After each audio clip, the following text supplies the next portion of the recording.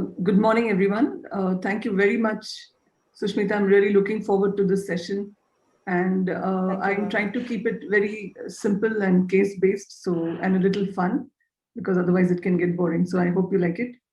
So Sushmita gave me the topic of speaking about elevation-based topography and how to use it for decision making. So I've left out most of the instruments that would tell us about corneal biomechanics because that's coming in next. And I'm going to stick more to the elevation-based topography and how it helps us in modern day practice. So very brief introduction that you know that what is topography. Topo is a place, and of course graphy means to write, and then topography means that you'll have a lot of depressions and elevations on any smooth surface. Whereas tomography is actually a cut section, so it is not really looking at the elevation of the particular surface, but when you take a slice and then you see what it looks like an X-ray or a CT scan or MRI, for example. So coming back to the subject, so how do we use topography in our modern day practice? Yes, it is for pre and post-operative assessment of the refractive patient. Of course, that's probably one of the major ways in which we use it.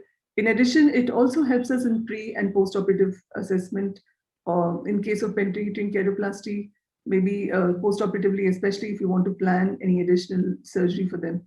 It also helps us in detecting cases with irregular astigmatism, and in keratoconus, one of the most invaluable tools, most for the diagnosis as well as follow-up and decision-making on what to do for these patients.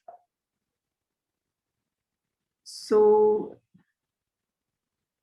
in addition to that, we can also do certain other things, for example, specific things like intracorneal ring segments, the planning for these.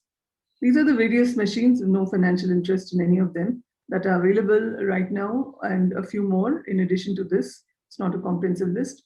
The one that we have in clinic, and we also do have the Oculus, but I'm just going to stick to this for this presentation, is that we've used all cases where we use the Allegro-Topalizer. This is based on the placebo disc system. It's a very reliable tool, and just that we have to have a centered pupil, and you get highly reproducible and very accurate data.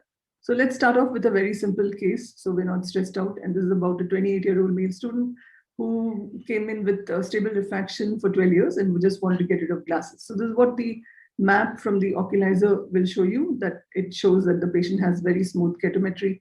And although the pachymetry is the thinnest point is 499, but still the refractive error is 4 diopters. So we can still offer a surface ablation for this patient. Left eye maps are also equally good, and the patient underwent treatment and really did extremely well after that. So this is despite having a thin pachymetry, all other indices as we know it were normal for this patient. So now let's come to the two sisters. So the 26-year-old lady came to us. She wanted to undergo surgery for her marriage, and this was her refractive errors in both eyes. And this is what we saw for the right eye. It looked okay. There was some area of central, maybe slightly steeper points than expected. The pachymetry was also looking fairly adequate for this particular patient. So it looked okay. We were happy with this. And when we looked at the Bellin-Ambrosio enhanced ectasia display, it looked good. The spatial thickness profile was good. The percentage thickness increase. Everything was really good about her maps. The left eye as well showed those central, slightly steeper points and a little difference in the elevation, but this is the anterior float, and the posterior float really looked good, as well as the pachymetry, though slightly decentered, but was looking fine. So for me, if I had seen this patient alone in clinic, it would have been absolutely fine. A bad display again is good. So what surgery would you plan for her? So we finished the evaluation for this patient, and we decided, because she had adequate time for recovery and eventually she would go into being a computer professional. So we planned surface ablation for her, and we offered her PRK, a topo-guided treatment. And then her sister came in and said that, shall I also get a checkup done? And I was very generous. I said, okay, let's go ahead. Let's do a checkup as well.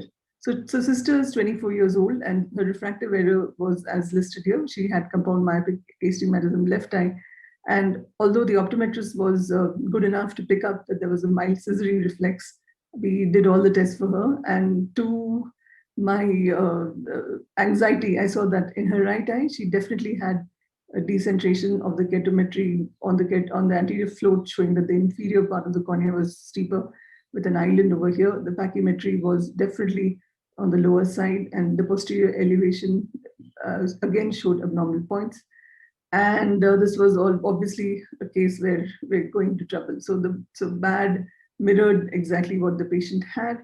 It showed that there were several parameters, several indices were not normal, although the total D was still in the yellow range. But this was when you look at the left eye. So you see that the same thing is mirrored in the left eye, but it's even more obvious in the left eye. Patient's central paracentral ketometry was 50 and pachymetry was extremely thin, and BAD of course goes into the red zone. So what would you plan now? So this patient, the second patient, the sister, obviously we signed out as sort of a form first keratoconus or a subclinical, not even a subclinical, but as keratoconus.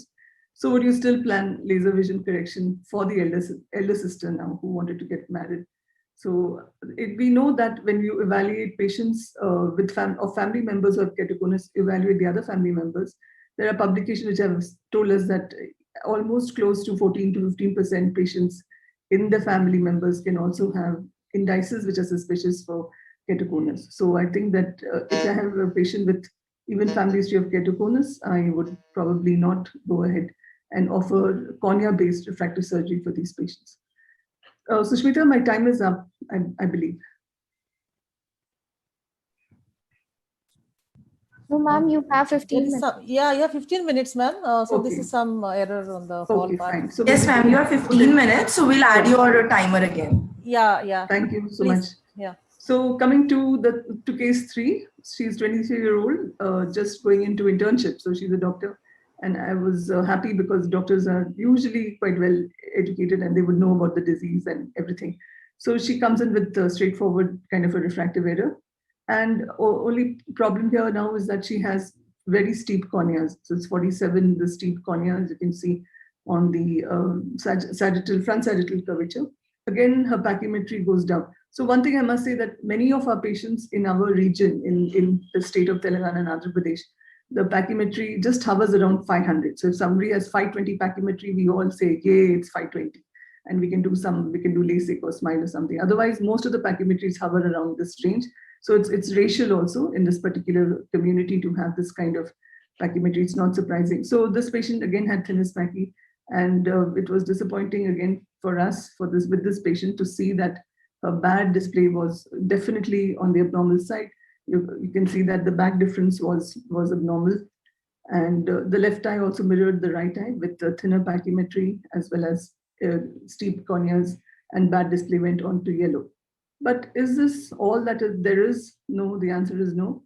So here I was dreading to explain to her that, look, you may have keratoconus because having a doctor is a boon and a bane also, because they would overread and overemphasize something. So, but wait, there's more. So what is the more is that the corneal diameter is very small. So the patient had a small white to white, so 10.8 in the right eye, and also the same in the left eye. This was picked up by the topolizer, which told us about the actual measurement, and we cross-checked it once again. In fact, the white to white, when we measure with digital calipers, was even less, slightly less than this. So how do we proceed further? We know that the corneal diameters, especially in this particular kind of display, has a role to play in overdiagnosing. So if you have small corneas, then BAD will overdiagnose the patient as being abnormal. So here you can go ahead and plan a procedure for this patient. Of course, here the corneal biomechanics will be very important decision making to whether you want to ultimately do it or not. So for this particular patient, we're still waiting on her. We explain everything to her, and we might take her up the next time she comes along. So I'll just describe one more case and then we can go on to discussion. This is a straightforward refractive error that you see for, I need not even tell you, it's 14-year-old child with high astigmatism coming in with blurring of vision. So it's already screaming at you that it's probably keratoconus. And so how do these maps help us? So we already sort of made our decision right from this step. It's only 14 years old in this particular patient, and there is significant astigmatism. So we have to cross-link in order to proceed further, whether you want to give a contact lens or what is to be done next. But but of course, we have to diagnose the disease, even using topography. You cannot not do it. And this is a topography map for the patient for the right eye, which is not surprisingly showing all the indices positive for keratoconus. And this is the left eye, which is more affected, which is also reflected in the simple refraction that we had for the patient. So the patient's pachymetry is hovering towards 400 already. So the patient, for some reason, didn't want to go for it just then and decided to come back a month later. So as you know, often you know that the patient would go to a couple of other doctors and take opinion and come back. So when the patient came back a month later, the only thing different about it is, again, if you know that the refractive error keeps varying every time we test the refraction. This is 3 months later, the parents still waiting. And what we saw is that, so my fellow comes and says that this patient is actually getting better. So did we cross-link her? So the patient did not get better. There was no cross-linking done, but this is just a drift that you can have in some of these patients that we've noticed. So it shows that as of the keratometry is slightly better. So we're not yet cross-linked. And so my fellow asked, do we need to treat at all? Because it's stable, it's very stable. I said, my answer would be yes. So it's fine that so far she doesn't seem to have progress, but she probably will. And then you can't proceed to the next step anyway. Sometimes the advantage of cross-linking can also be flattening, and you can use that to your advantage. Of course, the father was not happy when we showed him the bill, but anyway, they went ahead and got cross-linked. So I did want to show you a case of post-LASIK ectasia. So you know that if a patient has undergone LASIK, the map should not look like this at all. But here's a map that almost is looking now. By now, you know this is looking like keratoconus. And this kind of patient is a patient who underwent LASIK 6 years ago, also underwent cross-linking 2 years after the LASIK. And we don't have the data on the preoperative maps, but this patient is clearly maybe a missed keratoconus, or maybe corneal biomechanics was very poor for this patient, ended up with ectasia. And also the same patient had some epithelial ingrowth, which we just had to observe, it didn't progress.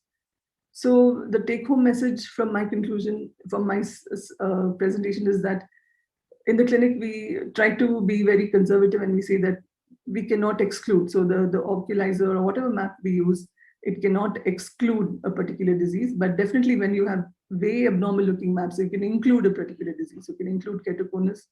Even in that example where the corneal diameters were small and it looked definitely like keratoconus, but I think that we would wait even on those patients. So thank you, Sushmita, for helping me present this.